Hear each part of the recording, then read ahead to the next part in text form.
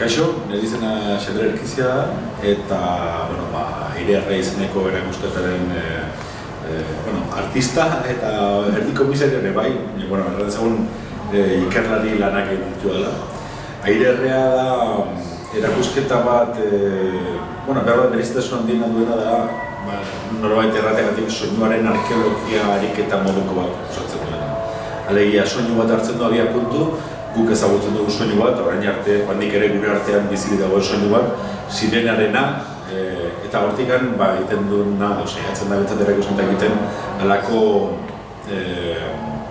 ikerketa historiko bat ikusteko soinu hori jatorria zein den, bai simbolikoa, baina baita estetikoa.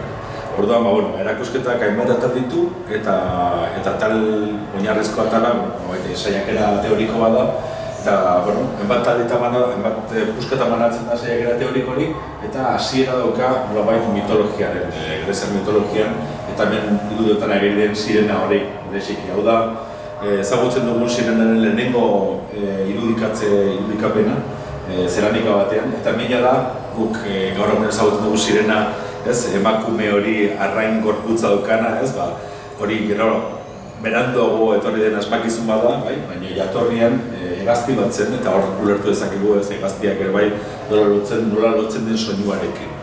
Baina kuriosora irudi honena da, hemen sirena goia da, nolabait bere buruaz beste egiten ari dela dirudi, hegazkin batek edo bomba bat egin goluken bezala, gizakien kontra edoan zer bezala. Baina, hemen aipatzen den nolabait mitologiaren referentzia horiek nolabait diren jorratzen mendeak pasala, gaur egun, hau da lehenengo sirenetako bat ezagutzen duguna, hasieran musika tresna bezala planteatu zena, eta gainera musika tresna bezala eskaiten ditulako beste musika tresnek ez dituzten hainbat baliabide. Eta horien artean gauzatzen glisandoa, nota batzuk modu ligatuan, jarraian interpretatzeko gaitasuna. Beste edozein tresnak piano batek edo afinatua den beste tresna batek beti eskala horiek eskaladuta erakuste ditu. Eta sirena izan zen lehenengo musika tresna eskalarik gabe, marrazten zuen nolabait ibilbidea. Eta hortik abiatzen da gero, asmatzaileek nolabait nahiz eta beraien ametsatzen musika orkestetan parte hartzea, denborarekin ikusi zen, behar da erabilera interesgarriagoak izango zituela funtzio sozial bezala, eta bereziki industria iraultza etortzerakoan jendetzak mugitzeko tresna bezala. Kanpaiek egiten zuten funtzio sozial horren gisa.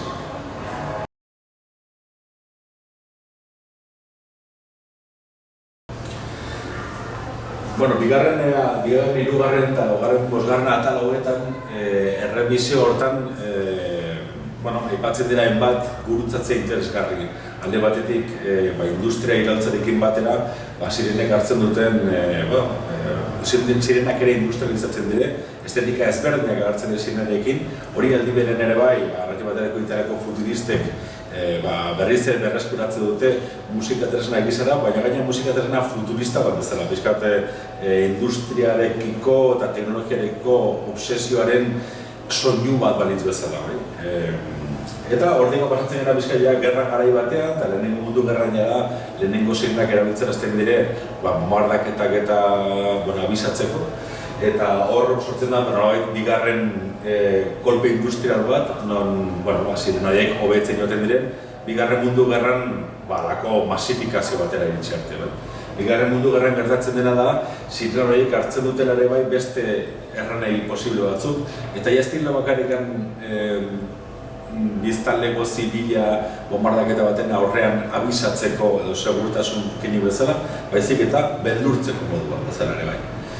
Nolabait lotzen denean sirena bombekin eta destrukzioarekin, sortzen da beste mitologia bat soinuaren inguruan, eta gainera hasierarekin lotzen dena, historian ezagutzen dugun lehenengo testu idatzia soinua arma gisara aurkezten duena da Bibliako Jerikoko trompeten pasarte. Orduan, ez da kasualitatea ikustea, bigarren mundu gerran Alemania naziak adibidez, sirenak txertatzen dituen hegazkinetan beldurra sortzeko helburuarekin, eta gero bombetan ere, bomberi txistua jarri zizkieten. Ez da kasualitatea hain zuzen izen bibiliko hori bera ematean. Orduan, hor badagolako joan etorriko bidai bat, mitologiaren artean, industria, gerra, ez da nolabait musika, gerraren musika moduko bat osatzen dutena. Eta horren idea horretik jarraituta, ikusten dugu gero poliki-poliki bigarren mundu gerran ondotik nola zinemak ere bere egiten duen soinu kultura hori, eta hori da guk oinarritzen hartu duguna. Orduan hor bada, nolabait idea bat, nik uste dut oso garrantizuena erakusketa ulertzeko eta da, guk edon hori eskatzen bat dugu bomba baten soinua imitatzeko, deneko egumanekoa alako txistu moduko bat, goiti behar erortzen dena, eta ikustea nola soinu hori guk zinematik ikasi duguna naguseki, justu bombardatuaren pertsona batek entzuten duenaren kontrakoa dena. Bombardatuaren pertsona batek ez du sekula entzuten bomba bat goiti behar datorren soinua bezala, baizik eta behitik gora, gainera emizaizun soinua bezala. Horrek zarren nahi du, goitik berako soinu hori, zera hori bai, dela bomba jaurtitzen duenak entzuten duenak. Beraz, zinemak pertsona hori deleku hori berea egiten du. Zinemak irabazlearen ikuspegitik filmatzen den, osatzen den narrazioa den heinean, baitere onartzen du gu garela bomba jaurtitzen dituena, eta ez bomba jasote dituen baiak.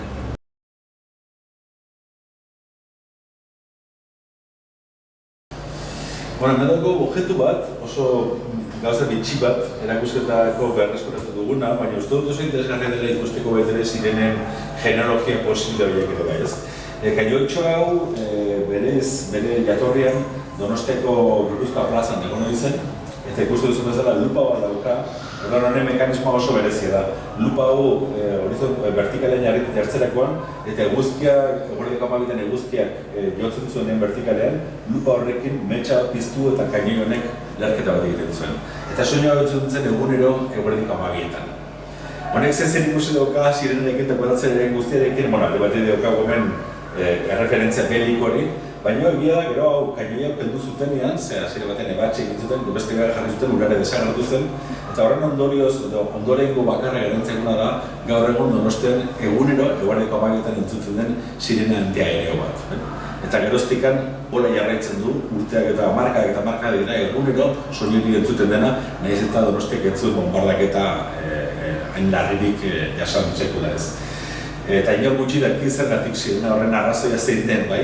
Eta kuriosoa da, sirena horren jatorria ikusten badugu daukagu funtzio sozial bat, baina interesena bildiko batekin. Orduan oso ondo laburbiltzen du, erakusketak planteatzen den tesi hori, holako objektu oso berezi eta benetan bakanetako batekin, bai? Orduan ulertu behar dugu, hau ordulari badela. Kaini itxura duenaren ordulari badela.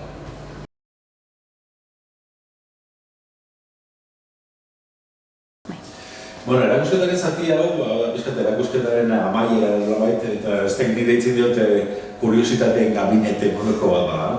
Baina, hemen bildu ditugu alako bilketa berezi bat, edo bildu bat egin dugu, zenbait gauza ezberdinak. Alde batetik daukagu hemen pareta bat, non agertzen diren sirenen inguruko publizitateak, abisuak, bombardaketa baten kasuan, zer egin, nola errekonozitu ere soinu bat, nola banatu soinu bat, beste bat edikan, bai alarma ezberdinen kultura bat bezala, ez? Gaur egun, gure eguneroko, bereziki hirietako egunerokotasunean, nahiko garbi ustez behintzat banatzen duguna, baina hemen ikusi dezakegu horren hasiera bat, bai? Eta hor hasten da, berdin maila beren daude, funtzio sozialak, babesa, paranoia nuklearra, bombardatu dezaten beldurrak, gauza pila eta teknologia ezberdin ere alako apologia bat. Postar ezberdin bidez, garai ezberdinetako postarri eta herrialde ezberdinetako postarri bidez. Eta hemen duzkagun bi vitrina, eta vitrina hauetan ere dokumentu zenbait jarrena izan ditugu, bereziki teorikoak eta artistak, gai hauen inguruan lan egin duten artistak teorikoen liburuak, diskoak, eta dokumentu zahar batzuk ere bai. Horien artean, Beethovenen Wellington Street edo Batalla de Vitoria edo Gasteizko batalla deitzen den komposizio kasu bertan ezaguna eta bertan ez ezaguna dena. Ez ezaguna, dio gutxi dakelako Gasteizen inguruzari dela bai, eta ze itzuli zen The Battle of Victory, ez The Battle of Victoria, Europa osoan. Baina da, Napoleonen hilberen amaiera ospatzeko egitzen musika komposizio bat, sinfonia arraro bat, oso arraroa.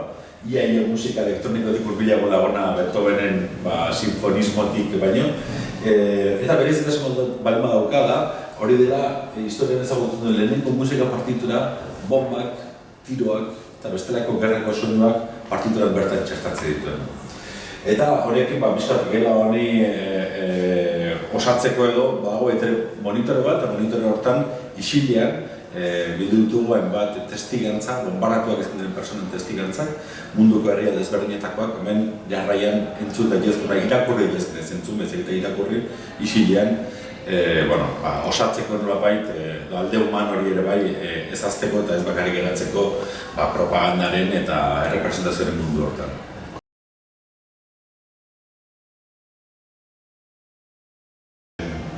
Nola egin erakusketa hau Gernikako sirena aipatu gabe, bai? Ez dut gore handi bat dela, halako pisu historika duen objektu bat erakusketan sartzea. Hemen kontatzen da, bai, erakusketan amaiera honetan bentsat, Gernikako sirenaren biografia txikitxo bat, bai? Non egin izan zen, eta Sabadeleko enpresa batek egin zuen, Gernikan esaldu zuen Astra fabrikari, eta gero urte batzu beranduago, Astra gazteentzako espazio bezala replanteatu zenean, nola gartuzen sirena hori, eta nola egitzen duen ikerketa bat egiteko, hau ote zen, benetan, 1927ko apirilean 26an entzuntzen, egun lazgarri hartan entzuntzen sirenaren 8 hori. Eta, nik uste dut lehen aipatzen duen soinuaren arkeologia ariketa badela, nik uste dut Bilatonek labor biltzen dela oso ondo arkeologia horren garrantzia. Nola soinu batek ere bai, baduen gaitasun hori, behar bat askotan irudiek bezain beste edo gehiago, benetan ulertarazteko edo laguntzeko gure ulertarazten zer sentitu duzuen momentu hartan, egun artean, egun lazgarri hartan, bombardatu izan zen persona batek. Eta, nik uste dut, objektuak, lobak elkartari esker, objektua erakusketan jarri izan dugu, eta nik uste dut, erakusketari amaiera emateko ezin jogaiko dokumentua, eta objektua bera ere bai, ja oso zaila dalako sirenak ikustea, bizirik eta osorik eta funtzionamenduan, beraz, nola ez sartu dago, ez nik uste dut, ohore bat eta opari eder bat izan dira erakusketan.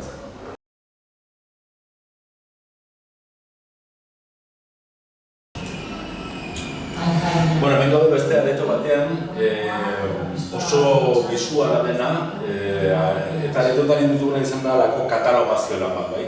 Hemen ikusten diren espektrograma hauek, dire soinuen irudiak, eta sirena munduko herrialde ezberdinen sirenen soinuak. Orduan hemen bilo ditugu, bai, sirena ikoniko batzu, bigarren mundu gerrakoak, Alemaniakoa, Bretaña-Handikoa, Frantziakoa, Gernikakoa, lehen aipatu dugun Donosteko sirena bera ere bai hor dago, baina baita beste herrialdetakoak, ez? Sumendiak, urrikarak, abisatzeko erabiltzen diren sirenak eta beste estetika ezberdinak landu dituztenak, puskaz modernoagoak, baina handi baten ere baita ere erakusten diguten nola garai bateko sirenen soinua pixkat obsoleto garatu den, bai? Eta nola leku bakoitza eta kultura bakoitzaren arabera ere soinu berriak espatu zen ditu. Eta azkenik, pixkat areto hau izteko ikusentzunezko saiakera bat egin dugu, eta ikusentzunezko saiakera horretan aipatzen dire, erakusketan aipatzen hainbat gai, baina bereziki arreta jarriz ikusentzunezko kultura.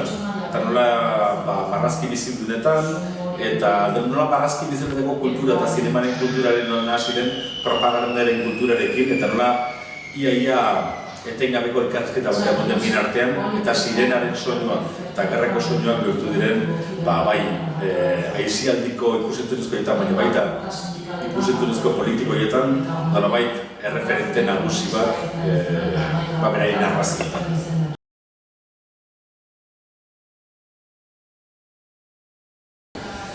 Eta erakusketan erdian, dagoelako pieza eskulturiko indartsu bat, nolabait labur biltzen duen ere bai saiakera guzti honen hainbat eta hainbat ezaugarri. Hemen bildu ditugu garai ezberdinetako megafonoak, batzuk oso zarrak, oso material gaur egun egiten ez diren materialekin egindakoak, batzuk moderneagoak eta zarragoak, baina denak 20. mendeko zirenak dire. Eta, horiek antolatzeko momentuan, eskulturikoki antolatzeko momentuan edo balako lubaki bat, ez? Barekartze bat eginez, tirokatzen duen soinuak tirokatzeko gaitasun horren lubaki bat edo balako zer. Eta hemen erreproduzitzen diren soinuak nagusiki dire gaur egun bombardaketak pairatzen dituzten pertsonek bihal dizkiguten grabazio batzuk. Kasu honetan, Palestinako grabazioak dira asko. Beraz, egin dugu nolabaiteko eskultura hau oso militarista eman dezakena, baina hain zuzen biktimen ahotsa erreproduzitzeko. Eta bizkat hau da pieza zentral bat, erakusketak pieza honen inguruan baskulatzen du, berez, bizarlanak egitea ditu, bizkat honek daukan ambiguedade edo zentzu bikoitz horrek oso ondo laburbiltzen duelako erakusketan dauden bi alde horiek, biktimarena eta nolabait teknologia, violentzia eragiteko erabiltzen duen sistemarena.